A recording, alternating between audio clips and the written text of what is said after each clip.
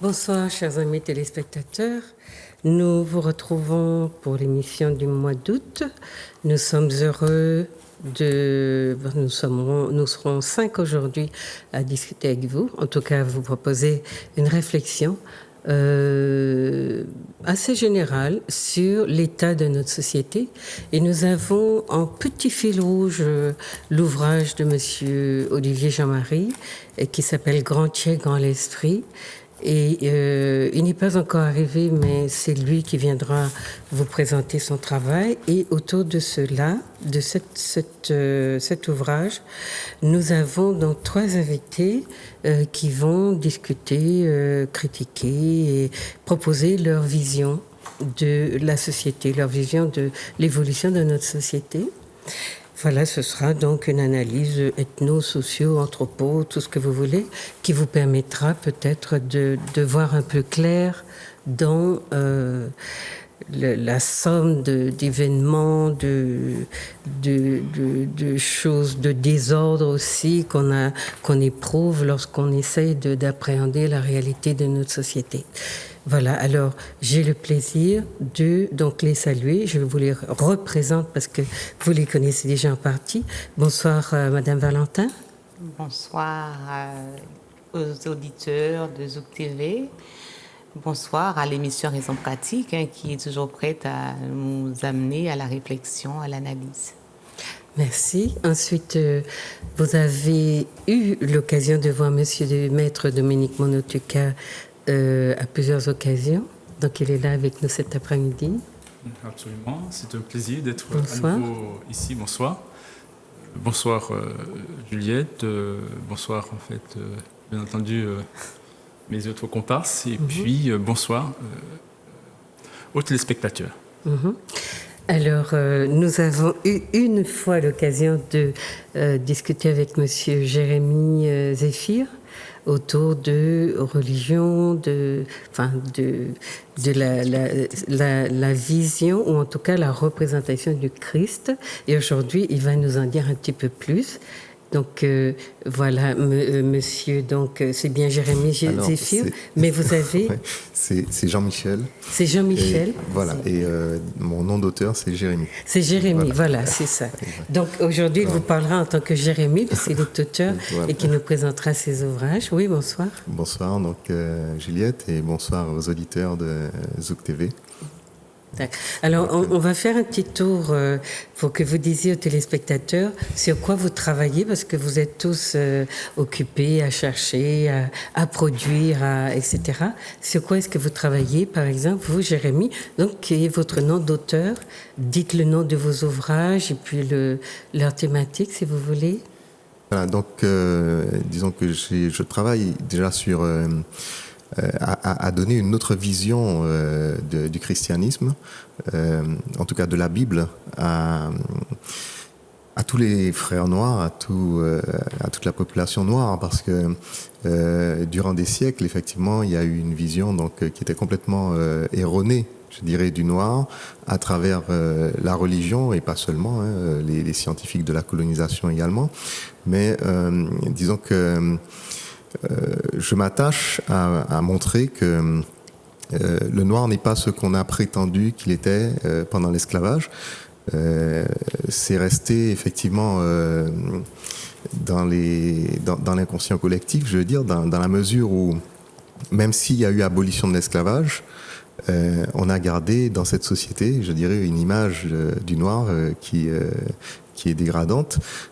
Après 4 siècles et plus de culture occidentale, donc qui visait donc à rabaisser certaines races, et en particulier les noirs, on s'imagine bien que c'est pas simplement le fait d'avoir aboli l'esclavage qui va changer les choses. S'il n'y a pas une contre-culture, je veux dire, qui vient donc remettre les idées en place, on va garder dans la mémoire collective des idées fausses qui vont engendrer tout le racisme qu'on a encore aujourd'hui Donc, dans mes ouvrages, Jésus-Christ le Messie noir, je vais d'abord déjà remettre l'histoire, la véritable histoire de la Bible à sa place, la véritable place du noir aussi dans la Bible. Donc ça, c'est un titre, hein? Donc, ça, c'est l'un des titres. Voilà, Jésus-Christ le Messie noir. Le Messie noir, d'accord. Voilà.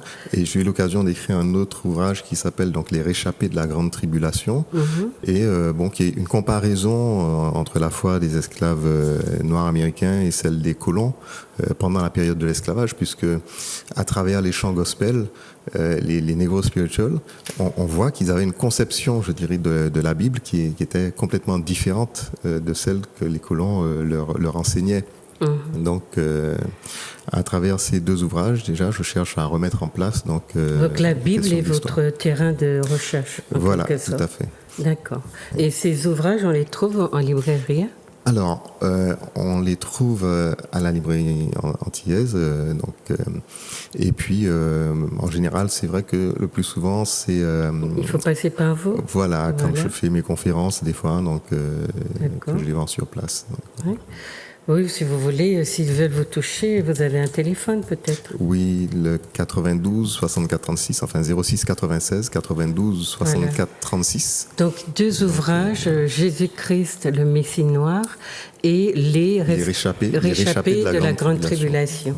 Donc il remet le travail, le terrain de recherche, c'est la Bible, et il revisite la vision qu'on en donne en Occident et l'accaparement aussi des personnages qui sont devenus tout blancs, alors que il a les moyens aujourd'hui de le prouver. Il a écrit 2 ouvrages à ce sujet qui montrent que les personnages bibliques qui sont les plus évoqués sont originellement des personnages noirs. Voilà. Dominique Monotuka, donc vous aussi, vous avez travaillé, vous avez un terrain de recherche, vous avez produit, commis des ouvrages. Absolument. Alors, comment résumer en fait, mon domaine de recherche? Alors, je dirais ça ainsi. Nous, les Noirs, ont été créolisés. C'est un terme que les colons eux-mêmes ont utilisé pour pouvoir dire, en fait, nous amener en fait à adopter les goûts et les habitudes d'eux-mêmes, du colon. Bon. Et ça veut dire en fait, c'est nous sortir de notre civilisation pour nous insérer dans la leur. Et donc, il disait, je dirais ce transfert d'une civilisation à une autre, ils ont appelé ça nous créoliser et nous amener en fait à adopter les goûts et les habitudes du colon. Et passer d'une civilisation à une autre signifie, je dirais en termes d'image, changer de navire. Une civilisation, c'est un paradigme, c'est un système de pensée, c'est une qualité de relation entre les êtres humains. Et donc ça signifie en fait que, eh bien, en changeant de bateau, tout en gardant notre humanité, mais on change de bateau, eh bien, nous avons changé de paradigme. Hein. Et ça signifie concrètement que nous, dorénavant, depuis ce transfert, eh bien, nous vivons dans un système normé qui renvoie à la normalisation des valeurs en fait créoles. Et donc nous sommes dans ce système-là. Et ce système, bien entendu, ça se traduit en droit. Voilà. Quand vous dites qu'on a changé, ça veut dire qu'en fait, on nous a imposé. Oui, parce que voilà. Et c'est là où décider par soi-même voilà. Et puis se voir imposer, ça n'a pas... Exactement. Et c'est là où je veux en venir. Nous ne sommes pas sortis en fait de notre, je dirais, bateau civilisationnel pour passer à leur bateau de notre propre gré. Ils ont utilisé la violence, et qui a été qualifié de crime contre l'humanité, de l'esclavage, de la colonisation. Ils ont utilisé le conditionnement, la manipulation, et finalement, ils ont pu, au fur et à mesure des générations, nous transmettre des données fausses sur ce qui nous sommes, des données fausses sur toutes les dimensions en fait sociales qui font la relation entre les êtres humains. Et à partir de là, ils nous ont appris en fait à raisonner faussement. Évidemment, si vous avez des données mensongères, vous aurez beau chercher en fait à atteindre vos objectifs, vous n'allez pas les atteindre parce que, en effet, les données qui vous permettent en fait de réfléchir, de raisonner, sont fausses. Et donc, c'est ça la créolisation. Et qui fait que, je me suis concentré sur cette recherche-là. D'abord, en fait, apprendre à connaître en fait leur paradigme, leur système, comment ça fonctionne et les valeurs en fait qui sont en soubassement, qui soutiennent, qui sont le fondement dans sa dimension juridique, pas seulement juridique, psychologique, dans toutes les dimensions sociales, mais surtout structurelles aussi, juridiques, institutionnelles. Donc comprendre en fait, avoir une maîtrise suffisante en fait de leur paradigme manifesté institutionnellement. Et puis, bien entendu, j'ai cherché aussi à avoir une connaissance et une maîtrise suffisante de notre paradigme. On est sorti d'une civilisation à une autre. Alors, quelles sont les clés de la nôtre qui fait que, en effet, on peut espérer, on peut décider finalement de la réinstituer. Voilà notre système de pensée, de traduire en droit, en institution, en fait, et donc finalement nous réinstituer en tant qu'être humain, en tant que qui nous sommes. Nous réapproprier de nous-mêmes, en fait. De nous-mêmes, absolument. Oui. Et donc traduire ça dans la qualité de relation que nous avons choisie, parce qu'elle correspond en fait à qui nous sommes en vérité. Des êtres humains. Donc aux gens qui disent qu'on ne peut pas revenir en arrière, vous opposez donc oui, absolument. Et vision, absolument. Et ça sera l'occasion aujourd'hui en fait d'en faire en tous les cas de démontrer en fait que la chose est tout à fait possible. D'accord. Je voudrais dire en fait ceci toujours en complément de ce qu'on vient d'échanger. Créoliser, adopter les goûts du colon, on comprend bien qu'en fait dans le paradigme de l'autre, dans le système de l'autre, eh bien, les valeurs, en fait, nous instituent comme étant des êtres inférieurs aux colons, donc aux blancs, en l'occurrence. Et donc, c'est ce que j'ai déjà personnellement eu à vérifier et à démontrer à travers mes recherches en droit, notamment démontrer que nous avons aujourd'hui, toujours en Martinique en particulier, ou dans les différents... outre-mer en fait de la France en fait, eh bien nous les Noirs nous avons le statut d'affranchi. Et donc c'est le code noir toujours qui est ce qu'on appelait l'assimilation juridique et que Aimé Césaire en fait a considéré que c'était voulant cacher cette réalité violente qui est le déni de notre humanité, eh bien a considéré que c'était trop humiliant de garder en fait ce terme assimilation et donc a préféré cacher en fait cette réalité qui n'a pas disparu bien entendu sur le plan institutionnel en préférant le concept de départementalisation. Mais sur la question de l'institutionnel, donc vos recherches qui sont autour du statut d'affranchi qui est encore le nôtre, se basent aussi sur le fait que le Code noir n'est pas vraiment aboli. Tout à fait. Voilà. Donc peu de nos compatriotes le savent, que le Code noir n'est pas aboli. Et ça n'est pas de faute de l'avoir demandé. Absolument. C'est la France qui refuse. Tout à fait. Alors, dans une telle situation, la conséquence, c'est que si quelqu'un décide aujourd'hui de nous remettre en esclavage, le cadre est déjà là. Oui, absolument. Surtout, le cadre est déjà là, mais le conditionnement mental est déjà là. C'est-à-dire qu'en fait, que n'importe quel psychologue ou sociologue ferait un travail immédiat sur, je dirais, la vision, la mentalité des Noirs en Martinique. On vient de le voir.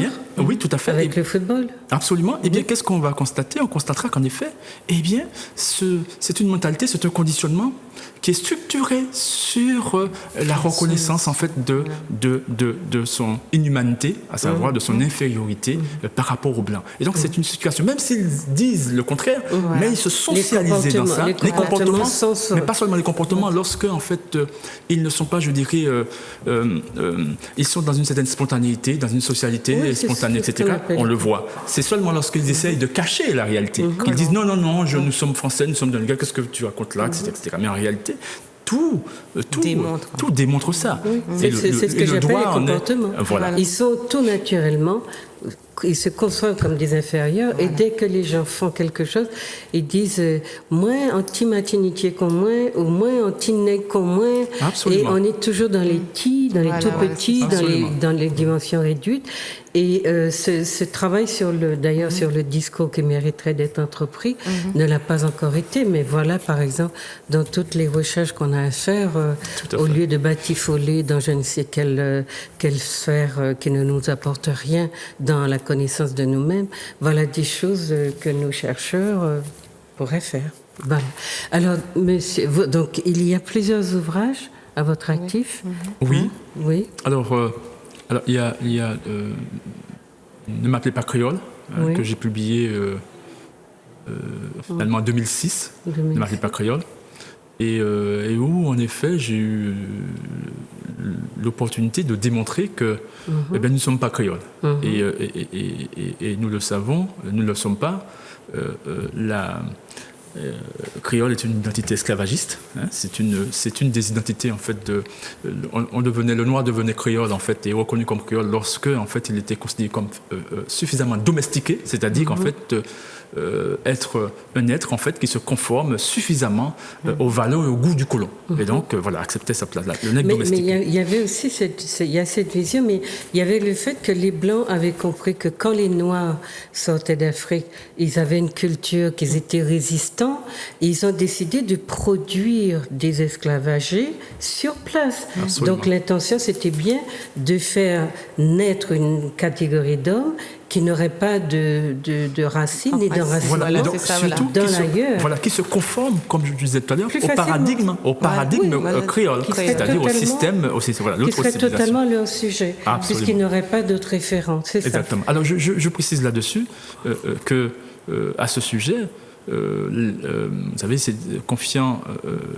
Raphaël Confiant, Jean Bernabé et Patrick Chamoiseau ont été ceux qui, au début des années 80, ou fin des années 80 plutôt, ont écrit en fait 89 l'éloge de la créolité, et que en particulier, je dis le leader intellectuel, le leader en fait qu'est Jean Bernabé, a eu en fait à revenir dessus et à dire et à écrire en fait.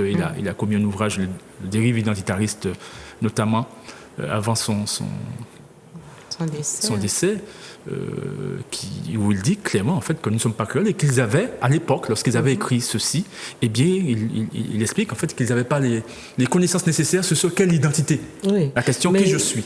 Et donc c'est pour cette raison qu'ils ont commis ces erreurs. Aussi a remis en cause plusieurs fois cette idéologie et il la reprend quand ça l'arrange. Donc on a quand même quelques difficultés à bien comprendre où est-ce qu'il se situe très exactement. Voilà, donc il y a Ne m'appelez pas créole. Il y a Moun, Fini la Névoise créole. Moun, Fini la Névoise créole. Justement, Moun, et là c'est le concept de personne humaine, d'être humain, mais enraciné dans notre civilisation. Oui, qui est un mot Congo, non? C'est pas un mot. Oui, Kun, qui veut dire personne humaine. Être humain. D'accord. Que nous avons dans notre langue. On retrouve Moun, Muntu. Voilà. Dans notre langue. Ça veut dire qu'en fait tous les êtres humains, quelle que soit leur tangibilité, leur apparence, ont la même nature humaine. Bien sûr. Tout le monde, c'est Moun. Et à côté du monnaie qui sévissait dans les plantations, le mot Moun a survécu aussi. Absolument. En parallèle. Il a été tout le temps ce rappel en balance entre l'objet et l'être humain sans arrêt. Le mot Moun est très utilisé dans notre langue aujourd'hui. Absolument. Et on le sait, c'est aussi le terme qu'on utilise pour exiger à soi-même le recentrage en tant qu'être humain, mais pour exiger de l'autre aussi ce recentrage et le réveil spirituel. Nous comprenons le monde, pas c'est monde. Nous tous c'est monde. Pas que nous ne croyons pas encore. Nous comprenons pas monde. Voilà. C'est très important. Il y a ce recentrage. Autrement dit, nous avons, par conséquent, c'est ce que ça signifie, que nous avons ce tronc, cet enracinement commun. Sauvegarder. Donc on sait, lorsqu'on dit ça, ce que l'autre sait. Voilà. La philosophie africaine c'est l'enracinement civilisationnel. Elle est gardée dans cette expression. Tout le monde c'est monde.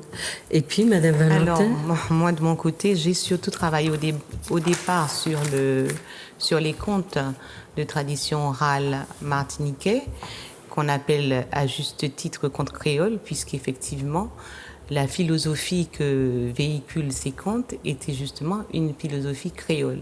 Et donc j'ai eu à démontrer que justement cette philosophie que nous avons tendance à porter comme une référence était une non-référence, une non-valeur. Donc, chemin faisant, donc j'ai pu entrer vraiment dans le concept de la créolisation et de la décréolisation.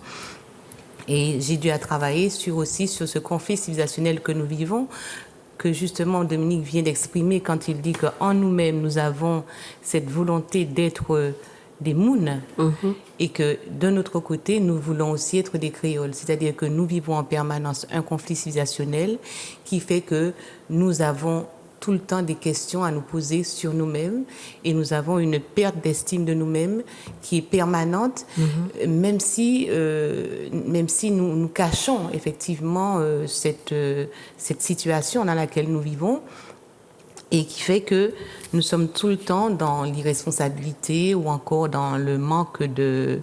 nous ne savons pas faire les bons choix qu'il faut pour nous réaliser. Ce qui veut donc dire que dans le travail que je fais, je n'ai pas de publication vraiment d'ouvrages particuliers, mais j'ai de nombreux articles que j'ai publiés dans des ouvrages collectifs et donc qui travaillent sur ces questions, sur ce qu'on nous appelle notre culture et que je préfère nommer notre civilisation, parce que nous savons très bien que dans cette société, on a souvent opposé la nature à la culture et en faisant croire que nous n'avions pas de civilisation, alors que justement, nous avons une civilisation africaine et nous relevons en Martinique de cette civilisation. Donc, c'est dans ce sens-là que je travaille dans le cadre de mes recherches et affirmer justement que la Martinique a une civilisation africaine, c'est celle des Mornes. C'est une civilisation purement africaine et elle n'a rien de créole.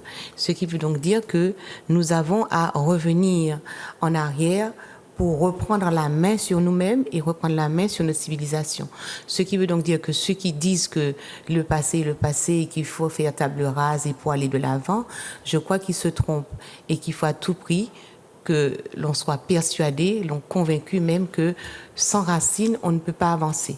Sans notre civilisation, sans en avoir conscience vraiment, parce qu'on fait des choses qui sont de notre civilisation, mais nous ne les acceptons pas comme des éléments civilisationnels. Mais est-ce que nous serions le seul peuple à ne pas pouvoir aller de l'avant parce qu'il a une culture dans laquelle il veut s'enraciner? C'est un paradoxe, c'est une grande ambiguïté.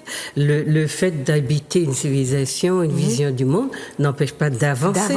Ce qui est présenté sur le plan idéologique par les idéologues, c'est justement que de se revendiquer d'une culture africaine serait vouloir se maintenir hors de l'évolution comme un du handicap, monde. Voilà. Et donc, on réfléchit aussi sur cette façon qu'on a de nous présenter notre rapport à notre histoire, ou bien notre désir de nous enraciner, ou de dire, on n'a pas besoin de prouver quoi que ce soit. On habite une civilisation comme on habite une présence au monde, etc.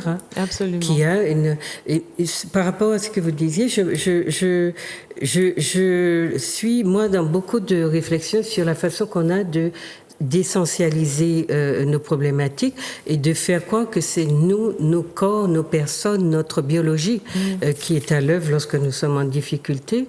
Et on voit en réalité, nous vivons au cœur d'un monde où l'esclavagiste, le colon, le planteur, le dominant se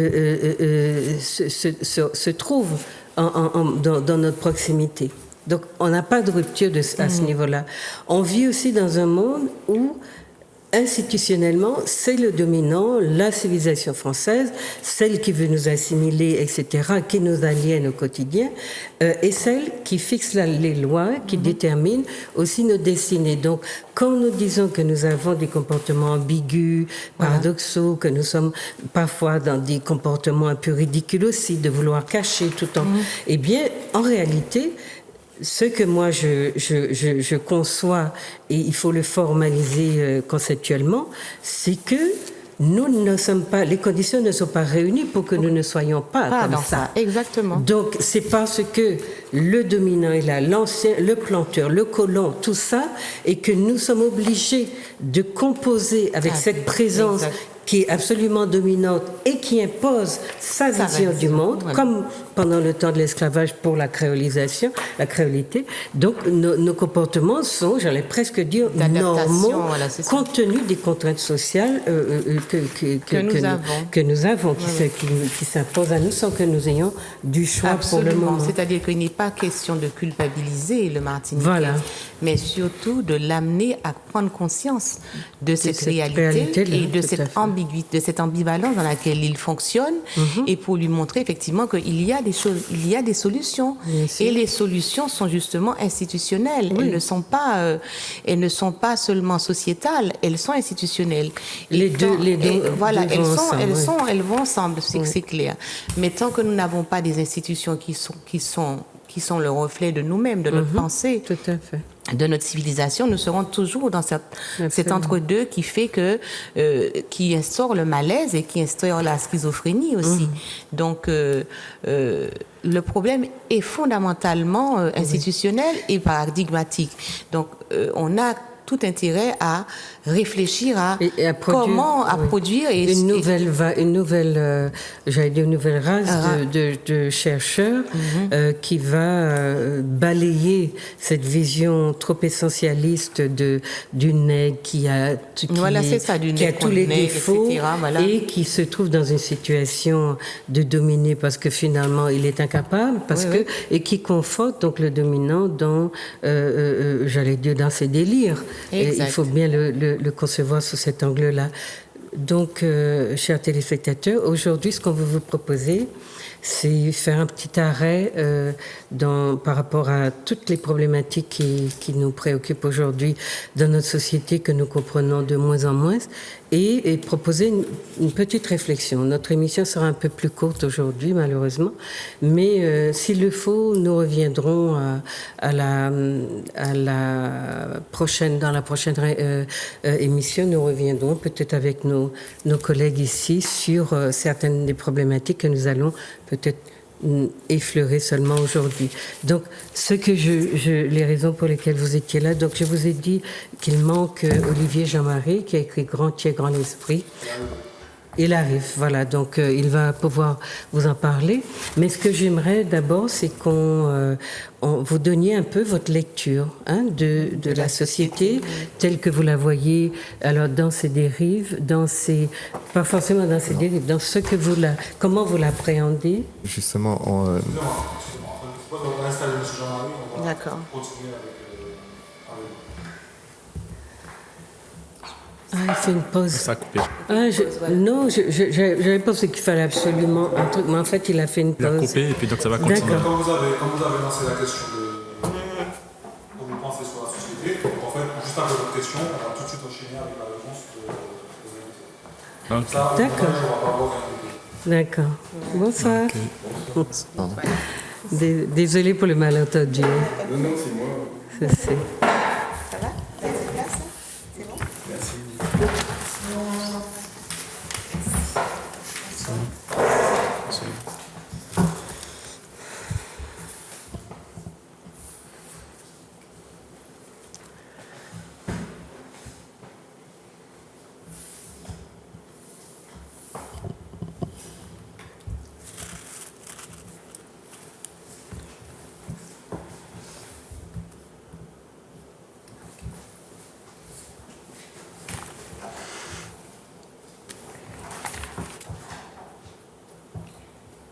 Voilà, donc là la caméra est directement sur l'invité, donc on reprend directement avec la réponse. Voilà. Alors, on avait commencé avec Jérémy qui voulait nous donner son avis. Jérémy, on fait une toute petite pause pour présenter Monsieur Jean-Marie, qui vient d'arriver. Donc, on a dû commencer parce qu'il y a une émission tout de suite après. Et voilà, donc mes invités se sont présentés. On vous a annoncé avec votre ouvrage. Donc, si vous voulez dire 2 mots aux téléspectateurs qui vous connaissent, je suppose. Très bien, mais écoutez, moi je me présente généralement comme un citoyen ordinaire, comme un observateur de la société martiniquaise, un contributeur.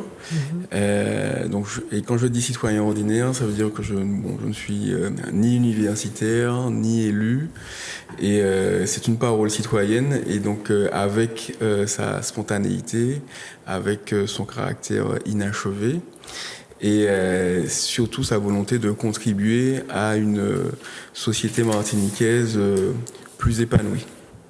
Voilà, merci. Donc nous, ce qu'on a commencé à faire, c'était à se dire que notre société évoluait d'une certaine façon. Peut-être qu'elle reste, j'allais dire, très inaccessible à beaucoup de gens parce qu'il nous manque de concepts, de conceptualisation,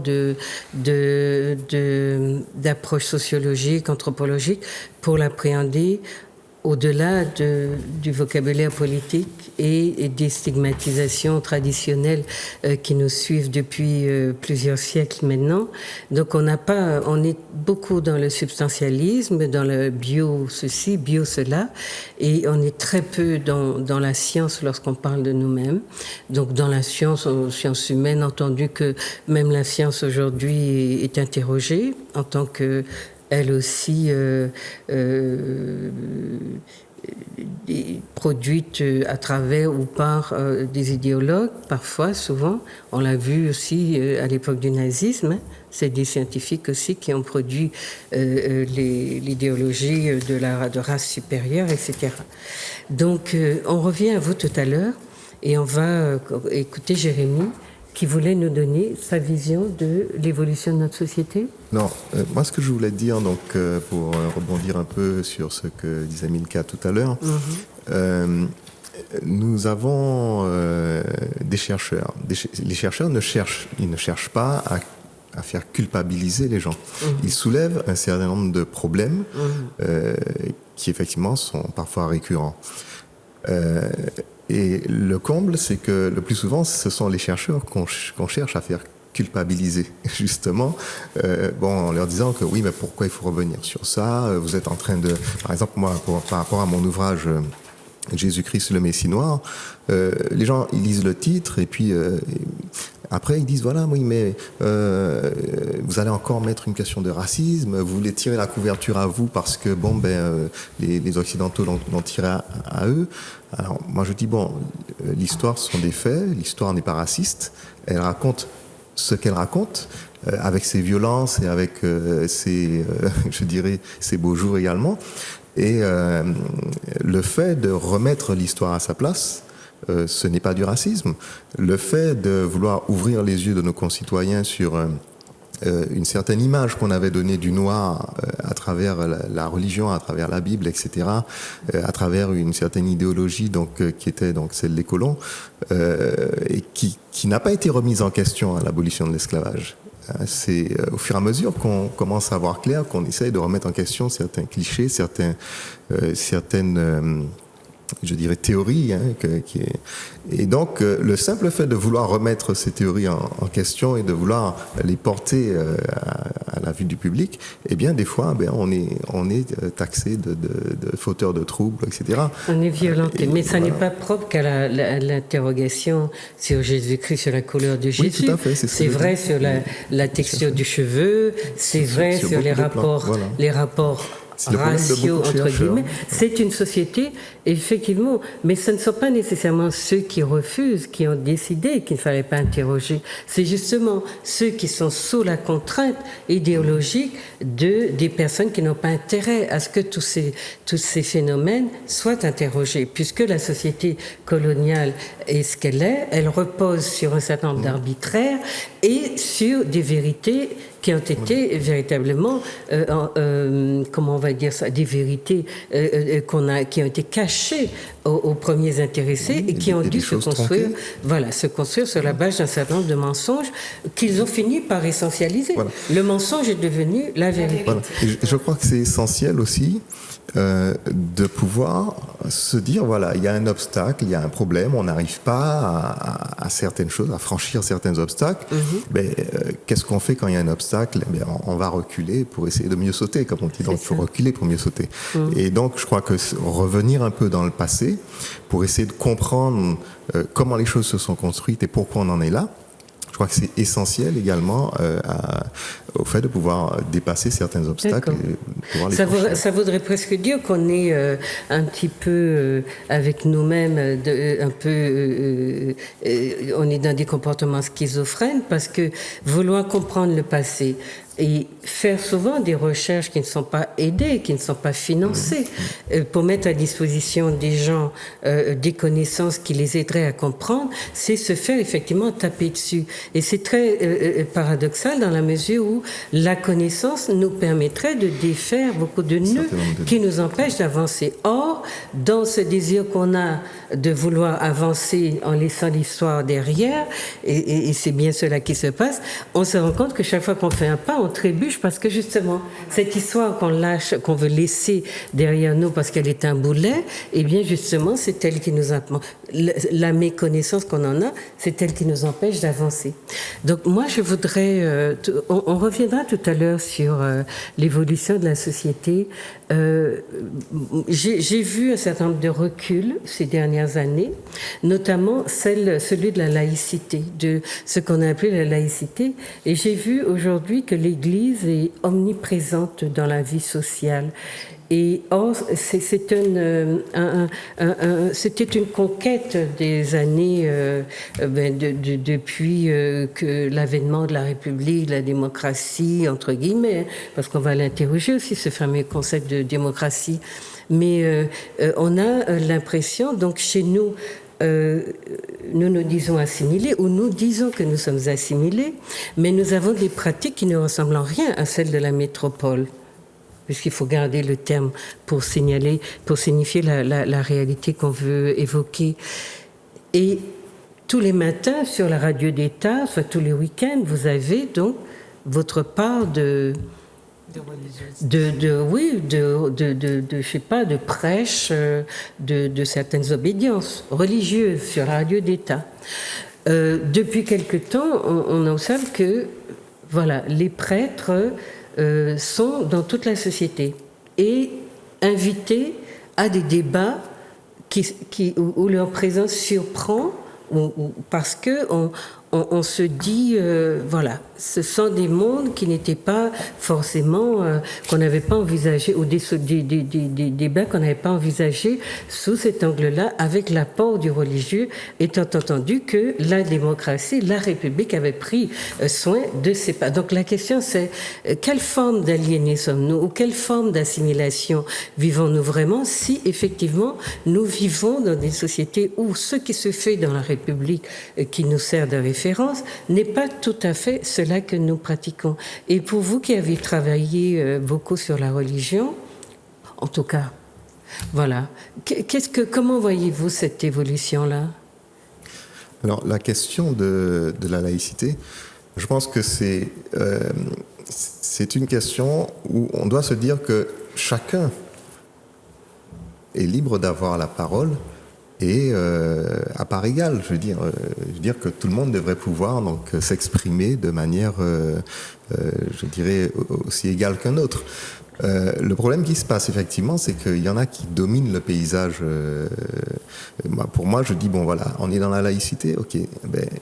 La médiathèque, par exemple, ça m'est arrivé qu'on me dise voilà, vous pouvez pas utiliser cette médiathèque parce que c'est une médiathèque laïque et donc c'est un sujet que vous allez faire sur la Bible et donc négatif. Moi, j'ai dit mais pour moi, ça serait plutôt le contraire. Si c'est laïque, ça veut dire que ça accepte justement tout le monde. Qui vient porter un débat quelconque. Et quand je dis tout le monde, je veux dire effectivement, à part égale, chacun doit avoir les mêmes droits au sein de la laïcité. Chacun devrait avoir le même droit à la parole et à apporter son discours. Maintenant, effectivement, on a... Je parle d'un point de vue institutionnel, oui. Lorsque, au niveau de l'organisation même de la société, on a défini une sphère publique, une sphère privée. Il y a bien sûr une sphère religieuse qui a toujours été dans la vie des citoyens, sauf qu'elle n'intervenait pas dans la sphère publique.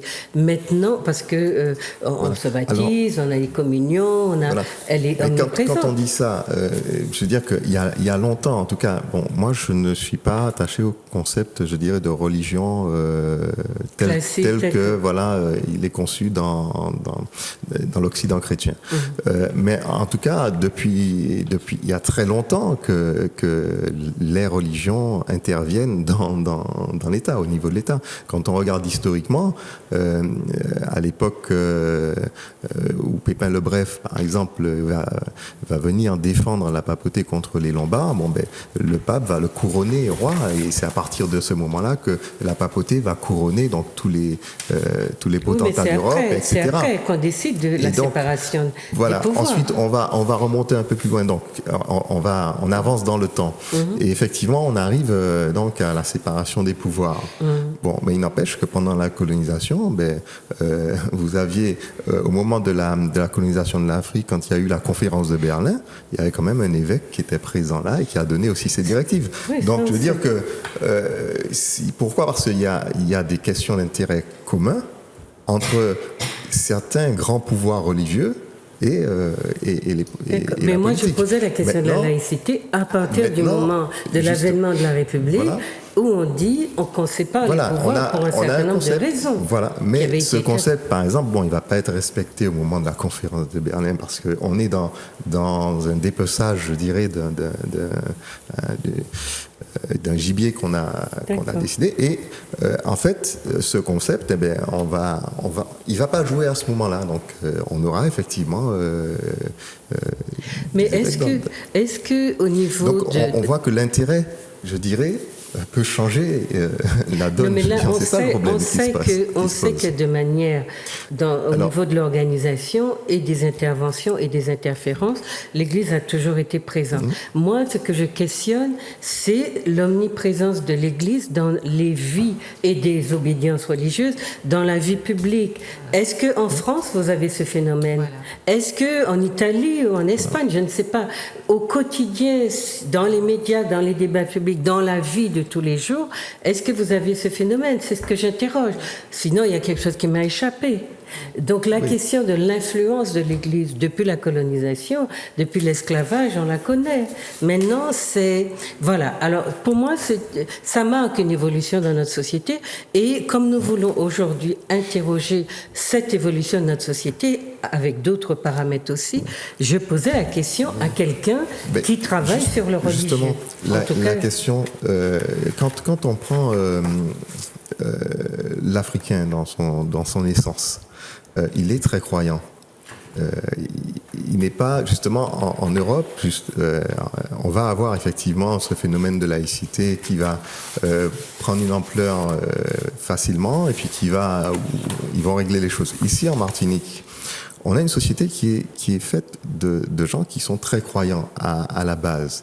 Et le problème, pour moi, c'est justement les fausses conceptions qu'on leur donne dans certaines croyances, qui sont les croyances dominantes, et justement qui les amènent à, je dirais, un certain fanatisme. Bon, maintenant, je veux dire que il y a une exploitation, on cherche à profiter justement, certaines religions cherchent à profiter justement de la crédulité, je dirais, des gens pour imposer des... Oui, j'entends, mais je crois que lorsque tu dis en fait qu'ici, et tu parles de l'essence en fait de l'Africain, et tu dis en fait que ici en Martinique, eh bien les Noirs en fait sont très croyants. Je crois qu'il faut faire très attention au concept de croyance. Parce que le concept de croyance, en fait, n'est rien d'autre, en fait,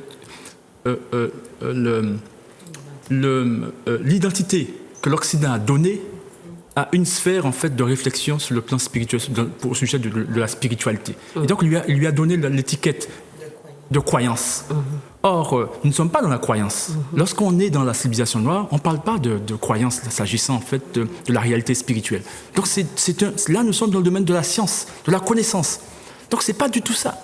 Donc il faut qu'on fasse très attention. C'est pas ça que j'interroge. Non, bien entendu. Mais je le dis parce que là, nous ne sommes pas au niveau de la croyance. Là, au niveau de la connaissance.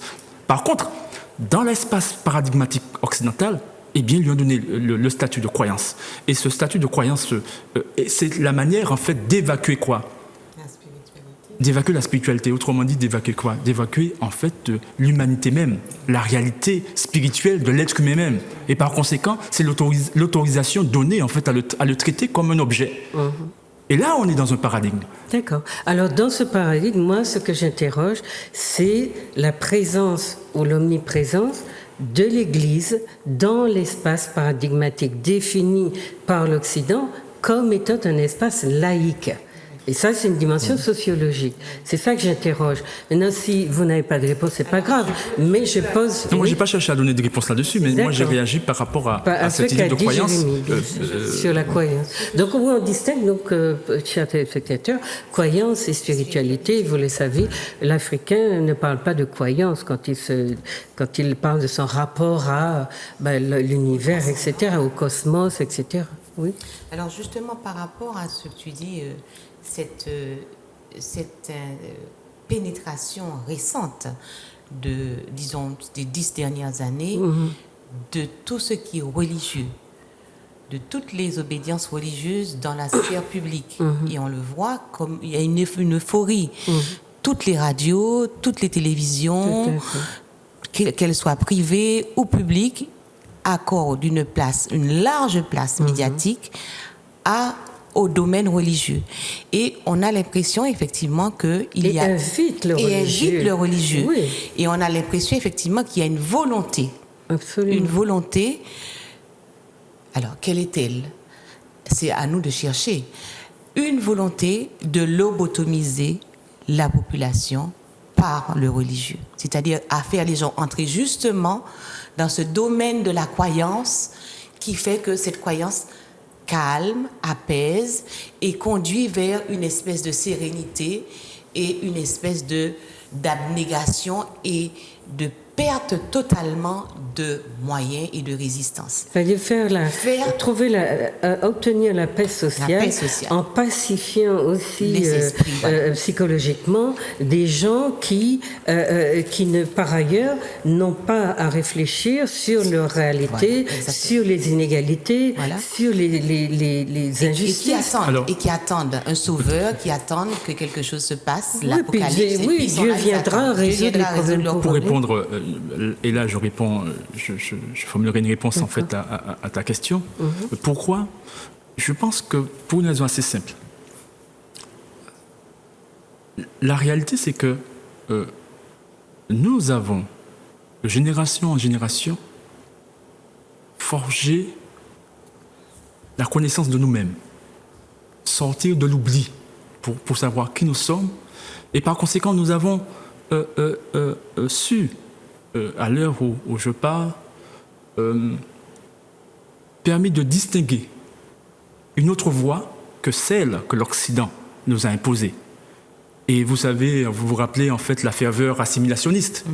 Et nous savons que depuis peu, peut-être 3 décennies, ou peut-être voire un tout petit peu plus, il y a eu en fait cette brèche qui prend la forme, qui est une forme velléitaire, autonomiste, indépendantiste, mais ce sont des concepts qui veulent signifier un bouillonnement, une idée, une percée dans cet espace assimilationniste, mais bien entendu, nous le savons aussi, aucun politique, en tous les cas, aucun homme, aucune femme politique n'a jamais pris en charge ni l'autonomie, ni sérieusement, véritablement, courageusement, ni l'indépendance. Bon, ce sont des concepts auxquels je n'adhère pas, ni l'un ni l'autre, cependant.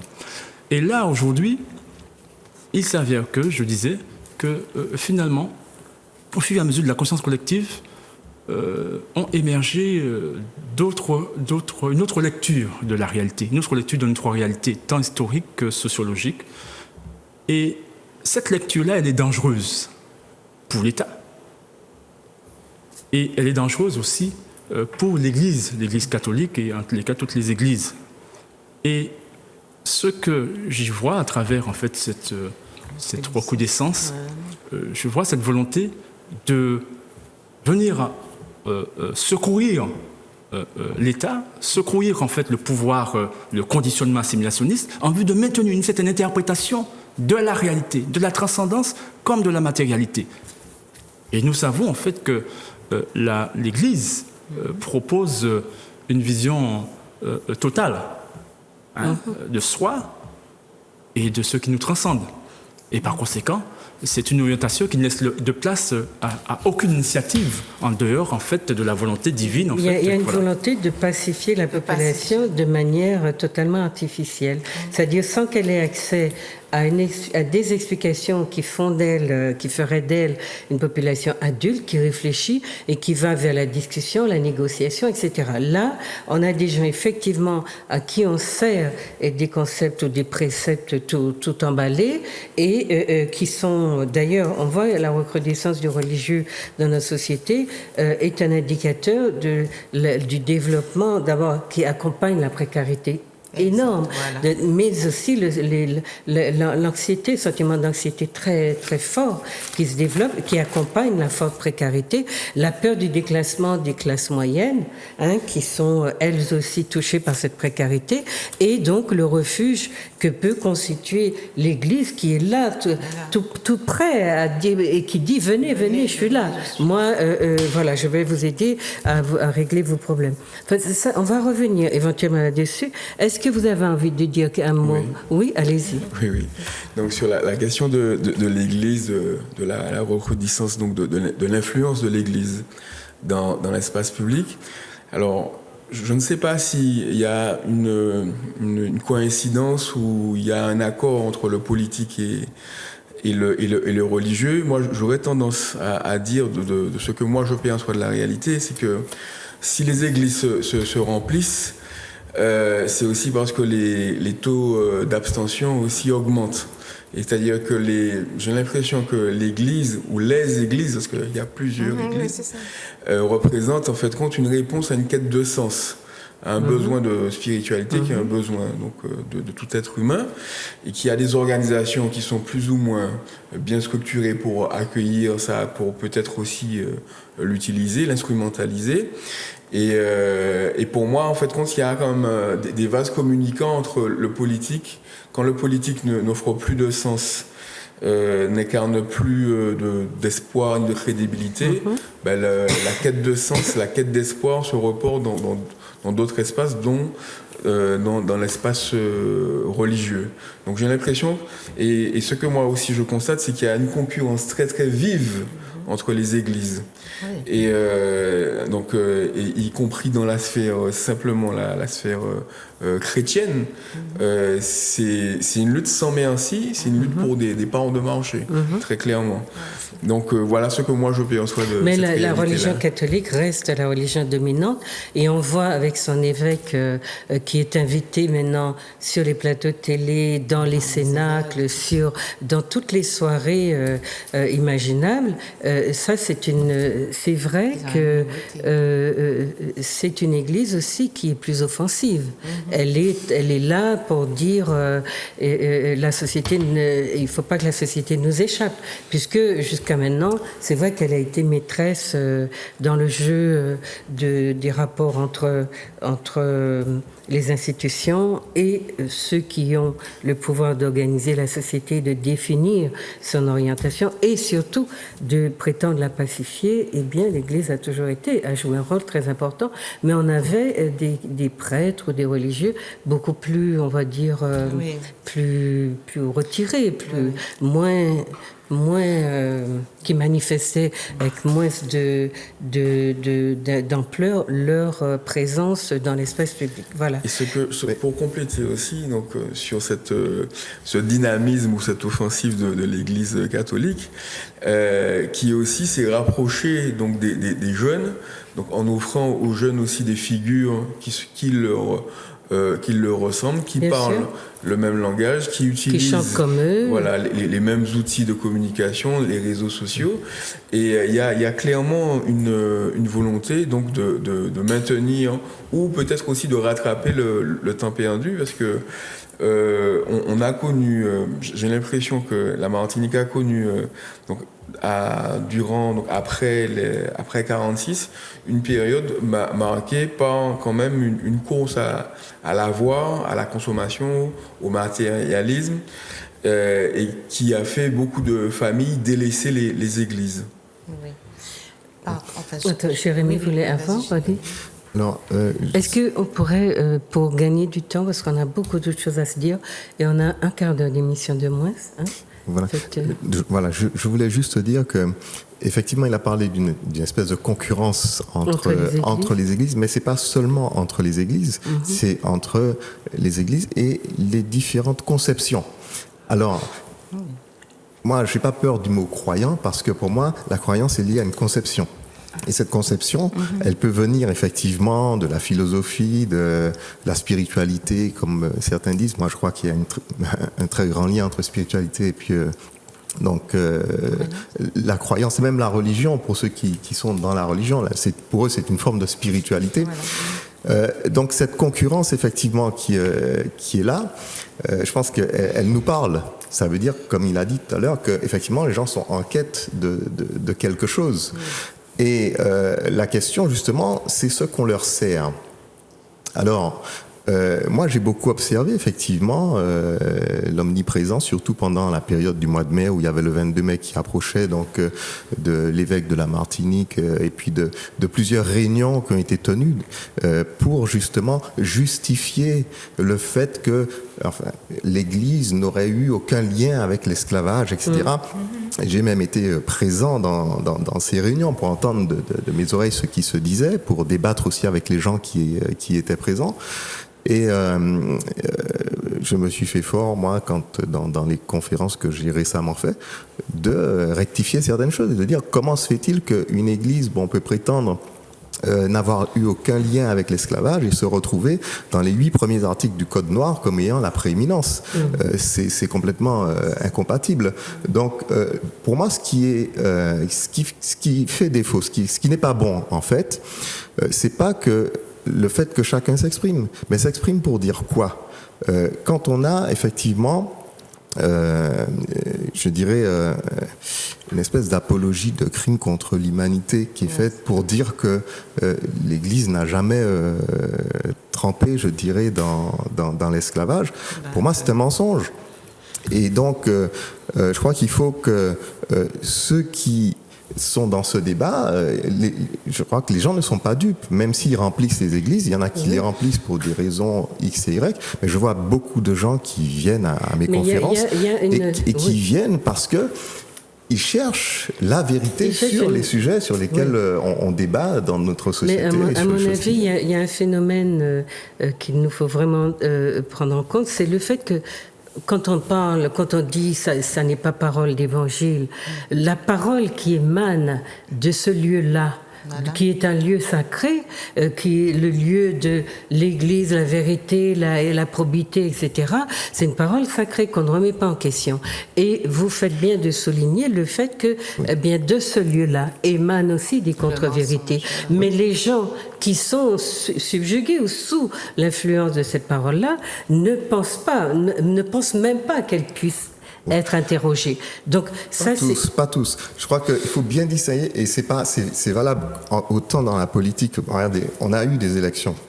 On a toujours des présidents qui balancent tout un tas de mensonges, de fausses promesses, et puis tout le monde qui croit à ces fausses promesses, qui vote pour eux, et puis voilà, qui les mettent là, et après, c'est rien du tout de tout ça. Donc, mais c'est pas tout le monde qui est dupe. Je veux dire que, vous voyez, c'est moi. Non, mais ça ne résout pas le problème, puisque les églises sont pleines. Les églises sont pleines. Mais dites-vous bien qu'il y a beaucoup de gens qui s'interrogent à l'intérieur de ces églises.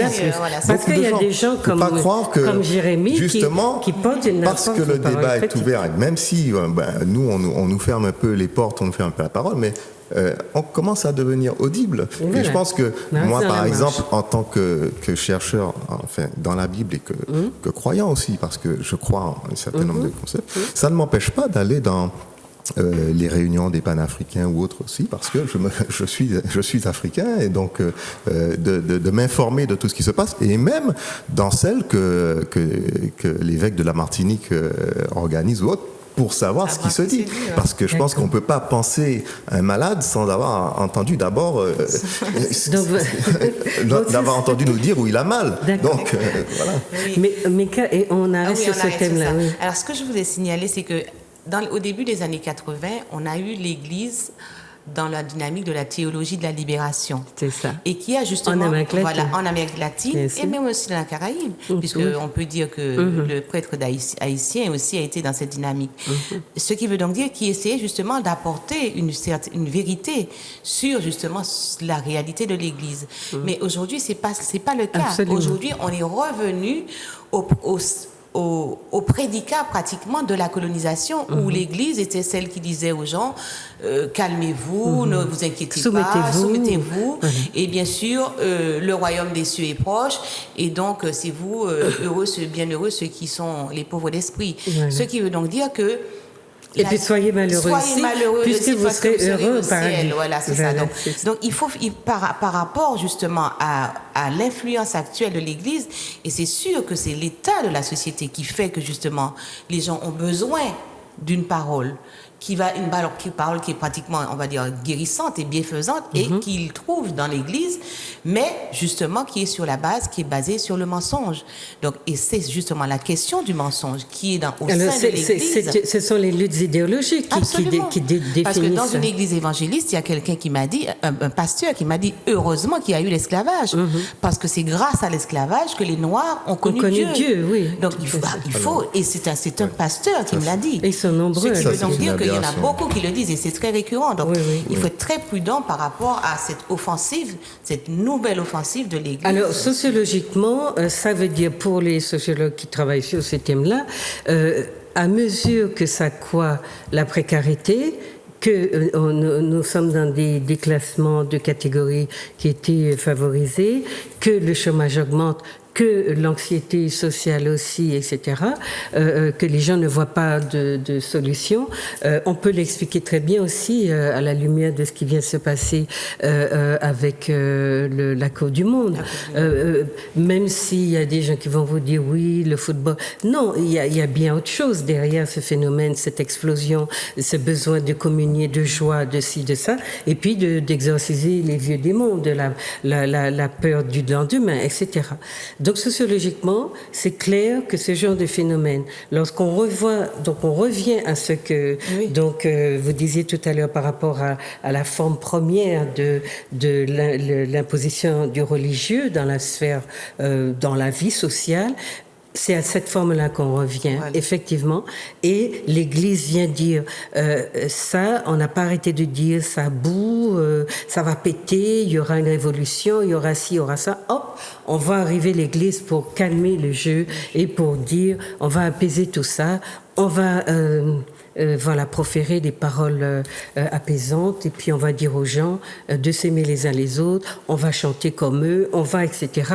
Et on voit que ça marche parce que justement le peuple en désarroi a besoin d'un guide, et ce n'est plus le politique, et M. Jean-Marie va nous le dire très bien, ce n'est plus le politique qui joue ce rôle, on n'a pas d'autres instances qui se substituent mieux que que l'Église à ce besoin d'avoir un guide et de se dire on n'est pas seul, on n'est pas définitivement perdu, on ne sera pas à côté de ça, la misère sociale elle est là.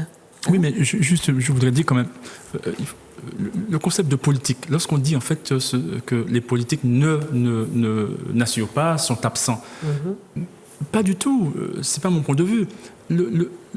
La politique, c'est quoi ? C'est la maîtrise en fait de la relation entre les êtres humains. On est politique parce qu'on est capable, on a autorité pour prendre des décisions, capable en fait de relationner, d'imposer un type de relation entre les êtres humains. C'est ça, d'un domaine dans un autre. C'est ça la politique. Et en l'occurrence, lorsque en fait on dit que les politiques en fait non, c'est pas vrai, puisque nous sommes dans une société et qui fonctionne, qui a une orientation et qui va vers quelque chose. Et il y a des lois qui sont prises. Donc la politique est là, est omniprésente. Et c'est ce que je voulais dire tout à l'heure. Je crois qu'il ne faut pas concevoir l'espace religieux de manière autonome. L'espace religieux est un espace politique nécessairement. Bon. Et parce que c'est un espace politique, il faut s'interroger à savoir est-ce que cet espace, donc ces autorités qui prétendent en fait relationner des collectivités, d'êtres humains, eh bien, est-ce que ces autorités-là sont en connivence ou pas avec des autorités, je dirais, supérieures au sens hiérarchique, avec l'État, avec les politiques élus, etc., etc. Et je dis oui, et c'est ce que j'ai voulu dire tout à l'heure. Je dis en fait que je considère en fait à l'analyse que ces autorités religieuses ne sont que les bras armés des institutions. Et c'est pour cette raison, c'est pas on. Oui, non, mais le on, c'est l'État, ce sont nos politiques, ce sont les réseaux qui existent en fait, etc. Absolument. Et qui fomentent, qui organisent. C'est pour ça que j'ai dit que M. Jean-Marie allait nous en parler. Oui, c'est parce qu'on n'a plus beaucoup de temps. Oui, tout à fait. Lorsqu'on croit que les politiques sont absents, ils sont omniprésents, mais ils procèdent autrement. Non, j'ai pas dit qu'ils sont absents. J'ai dit qu'ils ne sont plus. Non, ils ne sont plus dans leur rôle. Alors moi, j'interrogeais. Je voulais passer la parole à M. Jean-Marie pour qu'il ait le temps de nous dire. Donc, dans cet ouvrage qui s'appelle Grand Thiers, Grand l'Esprit, que vous avez sorti cette année, vous interrogez beaucoup, alors un certain nombre de concepts. Je ne sais pas bien à quel endroit vous avez vraiment défini le concept de démocratie. Je ne sais pas. Ce qui m'intéressait en tout cas, c'était de comprendre, ce besoin que vous aviez d'écrire ce livre, qui fait un état des lieux qui est, on va dire, très bien cadré dans la première partie de l'ouvrage. Et puis après, on est dans un ouvrage de communication, de développement personnel, etc. Ça bascule, pour moi, ça a basculé dans quelque chose qui est assez surprenant, mais qui fait partie probablement des questionnements des générations comme la vôtre, notamment. Vous disiez tout à l'heure que vous êtes un citoyen lambda. Et dans votre présentation, vous dites quand même que vous avez appartenu à un parti politique. Donc vous avez été du dedans d'un parti politique que vous avez laissé et vous êtes dans une forme de rapprochement alors c'est pas peut-être un parti politique, c'est un collectif. Qui propose d'autres choses. Vous voulez vous exprimer là-dessus ? Oui, c'est le parcours d'un citoyen ordinaire qui, étant étudiant, a milité dans des associations d'étudiants, qui après s'est posé la question de l'engagement politique, donc qui a adhéré au Parti progressiste martiniquais, où j'ai milité pendant 8 années, et j'ai identifié selon moi quelques limites à cet exercice-là, et c'est pour ça que après j'ai initié avec Nathalie Josse un mouvement qui s'appelait donc Martinique citoyenne, qui s'est présenté aux élections de 2015 avec pour une logique avec comme slogan tout le monde c'est moun et nous toutes capables, parce que on estimait et j'estime toujours que la démocratie telle qu'elle est organisée aujourd'hui est très très perfectible et qu'elle est un peu confisquée par une certaine classe de personnes et qu'elle n'est pas accessible aux citoyens ordinaires. Et puis j'ai eu l'occasion aux élections législatives de 2017 donc de soutenir la candidature donc de Marcelin Nadeau et de Christine Aliquet aux législatives dans la circonscription du Nord. Donc c'est un citoyen ordinaire qui s'engage, et qui prend position et qui s'exprime à travers donc des... Il n'y a pas là un certain papillonnage, non ? C'est normal ? Je ne sais pas si c'est un papillonnage, c'est un parcours, c'est un chemin. C'est un chemin et c'est une évolution. Et ce qui balise ce chemin-là, c'est le mode d'exercice du pouvoir. très clairement. Moi, ma croyance, c'est que si on souhaite construire une Martinique collaborative et positive, qui est le sous-titre du livre, il faut absolument qu'on passe par une transformation des modes d'exercice de l'autorité, du pouvoir, et passer de façon synthétique du pouvoir, donc du mode de pouvoir de domination qu'on a bien connu ici en Martinique, donc du fait de notre histoire. Et c'est pour ça que je consacre la première partie consacrée à un rappel des grandes dates, des grandes étapes de notre histoire. Et pour moi, pour exercer un mode, donc le pouvoir de façon coopérative, passer de la domination à la coopération, il faut aussi que nous-mêmes nous transformons personnellement. Et c'est pour ça qu'il y a cette partie de développement personnel qui est un peu surprenante, mais parce que pour moi, c'est en articulant un changement dans l'organisation collective et dans le comportement individuel qu'on pourra construire cette communauté, lui donner corps pour construire cette communauté de façon collaborative, donc participative et positive. Alors, moi, je comprends la question du développement personnel. Elle est en plus très d'actualité. Je veux dire, beaucoup de gens se soucient des problématiques d'estime de soi, de confiance en soi et j'allais presque dire, de carrière individuelle sur le plan psychologique. Maintenant, ce qui me gêne, c'est...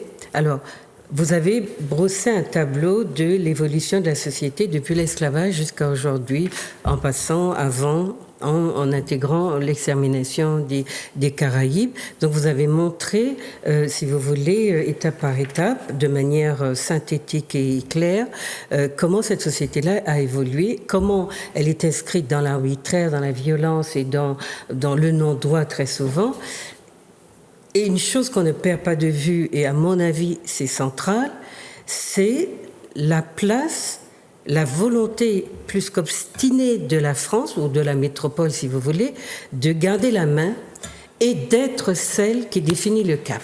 C'est pour cela que la réflexion que je faisais tout à l'heure, c'était juste pour lui dire, mais je suis d'accord avec ce que tu dis, les politiques. Je sais que l'Église est politique, je sais bien. Mais il y a quelque chose dans l'approche de M. Jean-Marie que je voulais qu'il clarifie lui-même, dans la mesure où l'État ne perd pas le cap. Et en même temps, on a l'impression, donc c'est l'assimilation. À tout casser, l'assimilation, et elle fait semblant d'adhérer à des demandes des populations d'ici, alors comme l'assimilation par exemple, alors qu'en réalité c'est elle qui fixe le cap et c'est elle qui dit où est-ce qu'on va, comment on va et qui, pour ne pas perdre la main, vous le montrez très bien, va déverser des quantités, enfin des subsides, va utiliser l'arme de la cistana, mais elle va l'user jusqu'à la corde pour garder la main, au point qu'on va même parler dans cette artificialité d'un PIB qui dépasse celui de la Caraïbe, de ci, de ça, alors qu'en réalité, c'est de l'argent, ce sont des transferts publics, des transferts, puisque vous avez bien mis l'accent sur le fait qu'on ne produit rien, ou alors si peu. Donc on est dans un mensonge qui est institutionnalisé et qui fait que l'État est celui qui guide, qui dirige, qui oriente et qui garde la main. La question qui m'apparaissait importante, c'est comment vous appréhendez la place des hommes politiques de nos hommes politiques dans cette espèce de panier à crabes. En fait, pour moi, c'est quelque chose où on joue beaucoup sur, à mon avis, peut-être l'idée qu'on se fait de nos élites, de notre élite politique, qui est qu'elle est incapable de comprendre la politique, et à ce moment-là, on peut lui faire quoi, les laisser quoi, ou ces élites qu'elles font elles ont la liberté. Quand on dit Césaire va ramener la loi, c'est faux. Si vous avez lu La famille coloniale de Burton, il vous a montré qu'en 1789, la question de qu'est-ce qu'on va faire de ces gens-là est posée. Et c'est l'assimilation. Et les laisser d'abord en esclavage et assimiler. Et pourquoi on a ces discours-là? Continuer à dire qu'on a du pouvoir quand ça n'est absolument pas le cas. La métropole n'a jamais lâché un demi-millimètre de son pouvoir. Donc, c'est ça qui m'intéressait. Et quand vous avez commencé à parler de mon développement personnel, je me suis dit dans quel cadre vous le faites? Alors, c'est dans le cadre, en fait, quand je parle du développement personnel en l'articulant au collectif. Parce que ma perception, mon analyse, c'est qu'aujourd'hui, l'action publique, l'action politique menée par les hommes politiques, les hommes et les femmes politiques en Martinique, selon moi, manque de sens. Sinon celui de poursuivre l'assimilation sans cesse et sans cesse. Jusqu'au bout, oui. Et ce que moi je souhaite, c'est qu'on puisse donner un autre sens à l'engagement politique. Et ce que moi j'identifie comme priorité, c'est d'activer, de cultiver le potentiel de création et d'action des individus.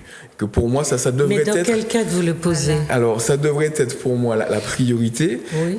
Puisque dans le cadre donc de la formation d'une communauté martiniquaise consciente et capable de justement tracer son propre chemin.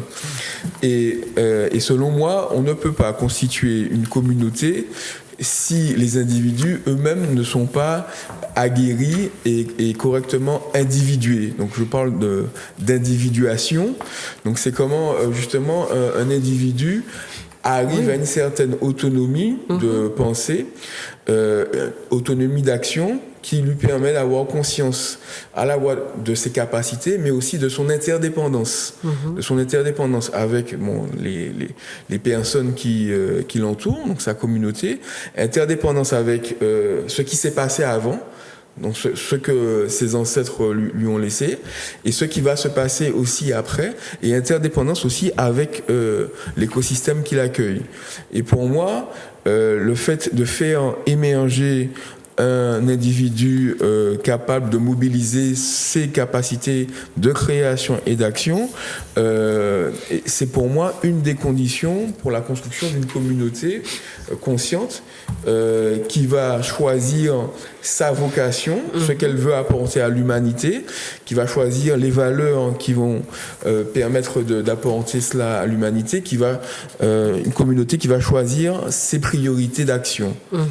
Et aussi donc bien sûr savoir où on va investir nos ressources. Mais je ne suis pas contre l'idée qu'il faille du développement personnel, puisque c'est le parent pauvre de notre socialisation. Oui. Nous n'avons jamais appris à entrer en nous-mêmes, etc., à explorer notre intériorité et à sortir du cadre concurrentiel et compétitionnel dans lequel on nous oblige à évoluer. Oui. Donc c'est en tenant compte de l'impact de ce cadre sur nous, sur nos formatages, et notre vision qui est quand même assez carrée, assez orientée dans cette direction-là, que je me posais la question de comment ce que vous proposez, qui est d'abord une sorte d'hygiène personnelle.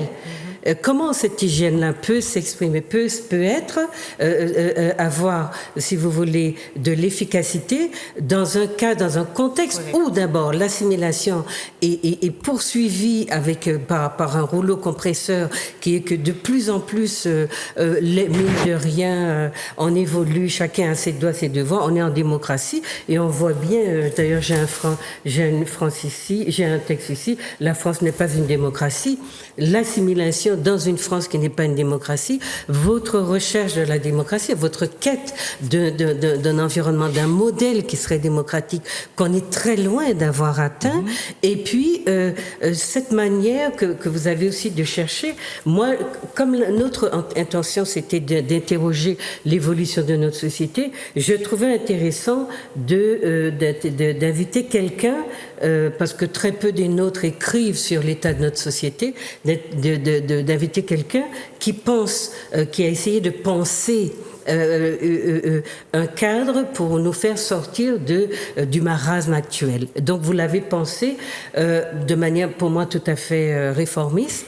Et encore, même en réformant le cadre dans lequel on est, on va avoir beaucoup de mal à y mettre des individus qui s'épanouiraient comme vous le souhaitez.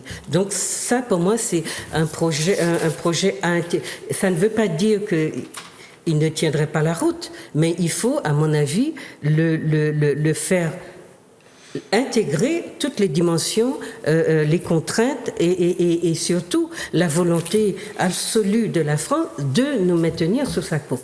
Et là, vous ne dites pas d'ailleurs pourquoi elle veut être elle veut qu'on reste sous sa domination, ce qui expliquerait beaucoup les enjeux de l'assimilation. Et les enjeux de l'assimilation ne sont pas posés. Maintenant, j'ai un petit reproche à vous faire.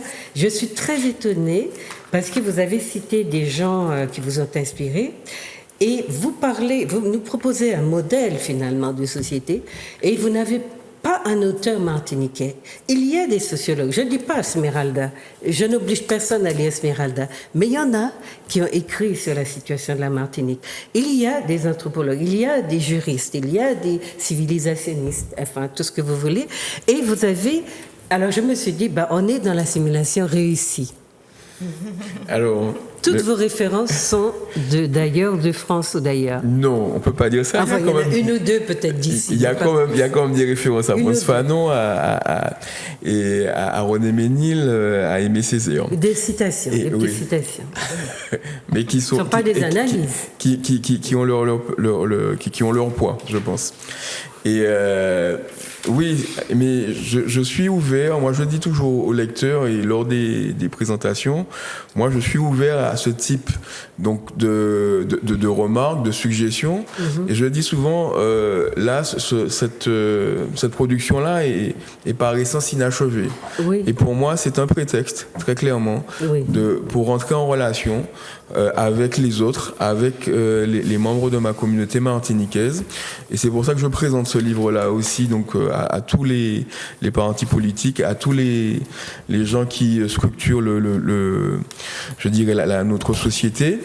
Et parce que je ne suis pas un chercheur, je suis un cherchant. Et donc, moi, je serais heureux de recevoir donc des suggestions d'auteurs. Donc, moi, j'ai lu Esmeralda, j'ai lu le livre Résilience ou Manipulation. Et ce que moi, je pense, c'est que nous sommes aujourd'hui à une époque où on doit pouvoir mobiliser notre capacité à inventer, à sortir de la route tracée donc de l'assimilation. Et il faut qu'on puisse... On le fait déjà. Oui. On le fait. Mais il faut qu'on puisse... Mais systémiquement, ça ne produit rien. Parce qu'on n'est pas dans un cadre qui permette que ça... Je ne sais pas, mais je ne sais pas si en interne, en fait compte, nous, citoyens et nos responsables politiques, si nous mettons tout en œuvre pour inventer collectivement un nouveau modèle et une nouvelle façon de penser et une nouvelle façon de se projeter de façon collective et positive dans l'avenir et dans le monde. D'accord. Voilà. Alors, on me fait signe qu'il faut arrêter l'émission. Je vous donne c'est dommage, mais je pense qu'on reviendra là-dessus. Déjà oui, parce qu'on a commencé en retard et ils ont une émission en direct après. Je vous donne vraiment quelques secondes à chacun. On va terminer parce qu'on m'a demandé là de le faire. Maintenant, si vous voulez, on va refaire, on va continuer à discuter parce qu'il y a j'ai beaucoup de choses moi à vous dire. Je suis preneur. On va encore revenir. Milka, une toute petite question. Quand tu dis citoyen, je m'interroge. Ça veut dire quoi? Je m'interroge. Citoyen de quoi? Dans quel cadre? De quelle cité? De quel état? Je ne comprends pas. Citoyen martiniquais, ça veut dire que tu penses que tu as une spécificité. Non, ça n'existe pas. Citoyen Martinique n'existe pas. Voilà. Donc cette notion de citoyenneté, ça ne veut rien dire. Excuse-moi. Non, mais moi je suis d'accord. Ce qui veut donc dire que ça m'interroge, parce que quand vous dites vous êtes un groupe de citoyens, de gens, je ne comprends pas. Alors, cette question-là seulement. Mais il dit, je suis un citoyen lambda. Un citoyen lambda. On revient là-dessus, Dominique. Oui, alors là, ce que je dirais, et c'est en relation avec ce que Milka vient de dire. Okay, oui. Lorsqu'on parle d'assimilation et on dit en fait que c'est un projet étatique, il faut savoir en fait que c'est d'abord et avant tout une institution, un statut juridique. L'assimilé, c'est le statut d'affranchi. Donc la chose est très concrète. Je veux dire que si on est assimilé, ça veut dire qu'en fait qu'on est issu d'une civilisation initiale que l'on dénie. Ouais. Et on l'a dénié comment? En nous créolisant, c'est-à-dire en nous intégrant, comme je le disais, dans un autre paradigme où il est institué qu'il nous est interdit de pratiquer notre civilisation. Et donc cette civilisation, il faut la dire, oui. Et on n'aura pas le temps de la dire. La deuxième chose que je voulais dire... Mais Monsieur Jean-Marie nous propose un modèle, mais il n'a pas mis de cadre juridique, il n'a pas mis de cadre institutionnel, mais il a mis la personne humaine au centre. Mais ça ne peut pas faire, parce que la personne humaine, elle est socialisée dans un environnement. Et puisque, en fait, il s'agit de vaincre l'assimilation, autrement dit, le concept d'assimilation renvoie à l'existence préalable d'une civilisation que l'on conteste. Absolument. Donc il faut la connaître, il faut la nommer, il faut la faire émerger. Et puis, donc, ça c'est une chose. Et parce qu'on parle d'assimilation toujours, ça signifie que cette civilisation contestée, niée, parce qu'elle est une civilisation, a une organisation juridique propre, une structure juridique propre, une manière en fait de s'organiser à une structure, et donc sociétale, etc. Et donc, par conséquent, que dans ce paradigme civilisationnel, nécessairement, dans cet espace que l'on prétend civiliser, nous avons un statut précis qui n'est pas le même nécessairement que celui qu'on a dans l'autre. Donc là, c'est des choses très concrètes. Et on est dans un rapport de domination. Une civilisation domine une autre. Voilà. Et là, donc il faut la faire émerger. Pour terminer, juste une dernière chose encore. Tu disais, en fait, et je vois, en fait, là, l'impact de la colonisation, l'impact de l'assimilation. Tu disais, en fait, par conséquent, en fait, qu'il faut qu'on élabore quelque chose, en fait. Mais on ne peut pas, c'est ce que je dis, on ne peut pas dire, en fait, qu'on combat l'assimilation en élaborant du nouveau. À partir de l'assimilation. C'est la réappropriation de ce... Sinon, on valide l'assimilation et on va ailleurs, mais où ça veut dire qu'en fait, on renonce à soi-même. Et là, en fait, c'est pas le cas, c'est pas la dynamique de la civilisation. Se développer soi dans un cadre qui vous atrophie, qui vous boit, c'est... pas chailler de l'eau en poignée.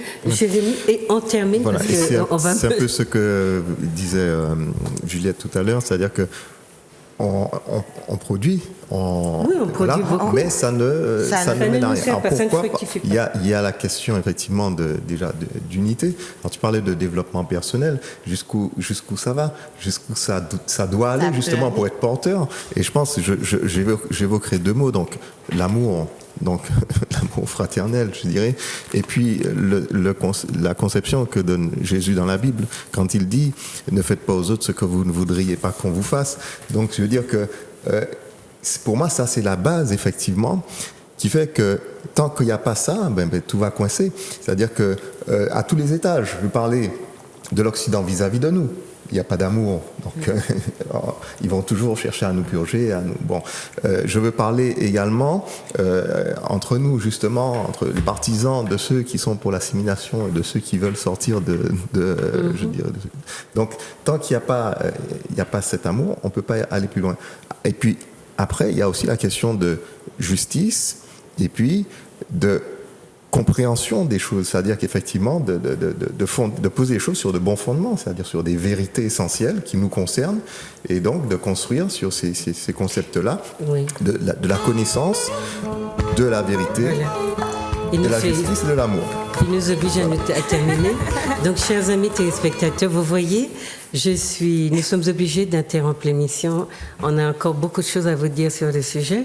On voudrait revenir sur l'ouvrage de M. Jean-Marie, parce que moi-même, j'avais beaucoup de choses à faire remonter. Grand Tiers, grand l'esprit, si vous voulez le lire, voilà, faites-le. Et puis, passez un bon mois d'août.